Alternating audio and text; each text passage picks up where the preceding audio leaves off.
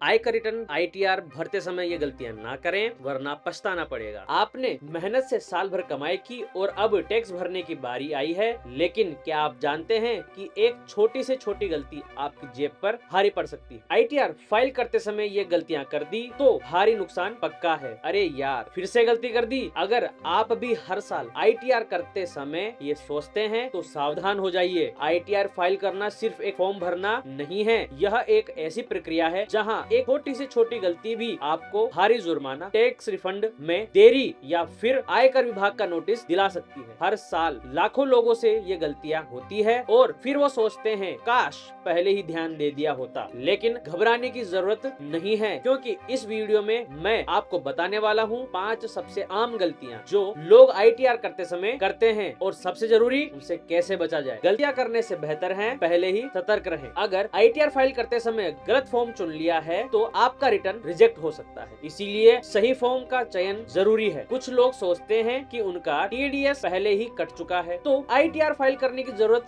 नहीं है, लेकिन अगर आपकी इनकम टैक्सेबल लिमिट में आती है तो इसे फाइल करना अनिवार्य है। पुराना आईटीआर डिटेल भूल जाना ही एक बड़ी गलती हो सकती है, क्योंकि इससे सही डिडक्शन क्लेम करने और गलतियों से बचने में मदद मिलती है। टैक्स बचाने के चक्कर में कभी भी फर्जी इन्वेस्टमेंट ना दिखाएं, क्योंकि आयकर विभाग के पास हर चीज का रिकॉर्ड होता है और गलत जानकारी देकर भारी जुर्माना भी लग सकता है। इसके अलावा अगर आपका बैंक अकाउंट पैन नंबर से लिंक नहीं है तो आपका टैक्स रिफंड अटक सकता है, इसीलिए इसे पहले से अपडेट रखना बहुत जरूरी है। ये तो थे कुछ सवाल, तो इन गलतियों से हम कैसे बचें? चिंता मत करें, आप चिंता नहीं करें, हम आपको पूरी जानकारी देने वाले हैं ताकि आप बिना किसी गलती के अपना आईटीआर फाइल कर सके। तो वीडियो में अंत तक बने रहिए। तो चलिए अब विस्तार से समझते हैं और देखते हैं कि इन गलतियों से कैसे बचा जाए। पहला, वो पूरी आय की रिपोर्ट न करना। ये सबसे बड़ी और खतरनाक गलती है। आपको हर समय अपनी आय का जिक्र करना जरूरी है, जो आपको किसी भी स्रोत से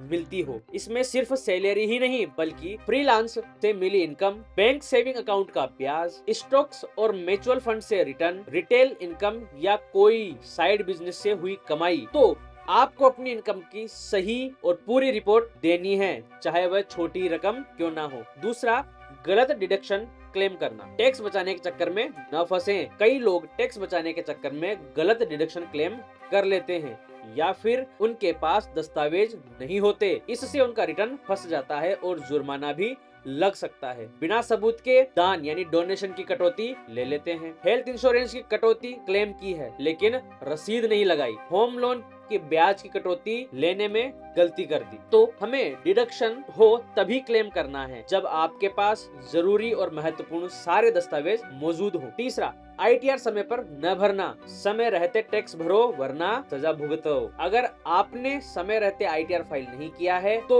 आपको 5,000 तक की लेट फीस भी लग सकती है। टैक्स रिफंड में देरी हो सकती है, आपका लोन अप्रूवल भी रुक सकता है। भविष्य में आयकर विभाग की जांच का सामना भी आपको करना पड़ सकता है। तो समय पर आईटीआर फाइल जरूर करें। लास्ट मिनट पर बचने के लिए कम से कम 15 दिन पहले फाइल जरूर करें। नंबर 4, अधूरी और गलत जानकारी देना। एक छोटी गलती बड़ा नुकसान। आईटीआर भरते समय एक भी गलत नंबर या अधूरी जानकारी देने से आपकी फाइलिंग रिजेक्ट हो सकती है या फिर इसमें देरी हो सकती है। गलत बैंक अकाउंट डाल दिया है तो रिफंड आपका अटक सकता है। गलत कैलकुलेशन कर दी है तो एक्स्ट्रा टैक्स भी लग सकता है। सही दस्तावेज नहीं दिया है तो डिडक्शन रिजेक्ट हो सकता है। तो आईटीआर भरने से पहले आप हर डिटेल को दोबारा चेक जरूर करें। नंबर 5 और आखिरी, आईटीआर वेरीफाई करना ना भूले। फाइल किया है लेकिन अधूरा छोड़ दिया है। क्या आपको पता है कि आईटीआर भरने के बाद उसे वेरीफाई करना जरूरी होता है? अगर आपने इसे वेरीफाई नहीं किया तो आयकर विभाग इसे प्रोसेस भी नहीं करेगा। आईटीआर को वेरीफाई करने के 2 तरीके होते हैं। पहला, ई वेरिफिकेशन, जो सबसे आसान होता है।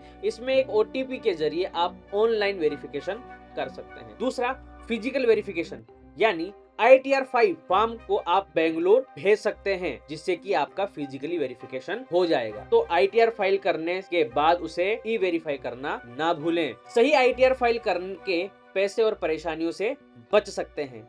ITR फाइलिंग मुश्किल नहीं है, लेकिन गलतियां महंगी पड़ सकती है। अगर आप इन 5 गलतियों से बचते हैं तो बिना किसी परेशानी के टैक्स रिफंड मिलेगा, ऑडिट और आयकर विभाग की जांच से बचे रहेंगे, फाइन और पेनल्टी नहीं देनी पड़ेगी, आगे की वित्तीय योजनाओं के लिए क्लीन टैक्स रिकॉर्ड रहेगा। तो याद रखिए, सावधानी बरतें और ITR को सही तरीके से फाइल करें। अगर आपको किसी भी चीज में संदेह हो तो किसी टैक्स एक्सपर्ट की सलाह लें। आपकी ITR फाइलिंग से जुड़ी कोई भी समस्या हो तो हमें कमेंट करके जरूर बताएं। अगले वीडियो में हम जानेंगे कि ITR भरने के बाद ये 3 जरूरी स्टेप्स करना ना भूलें। तो इस चैनल को सब्सक्राइब कर लें, बेल आइकन को जरूर प्रेस करें ताकि आपको इस नए वीडियो का नोटिफिकेशन जरूर मिल सके। मिलते हैं अगले वीडियो में, जब तक के लिए जय हिंद, जय भारत।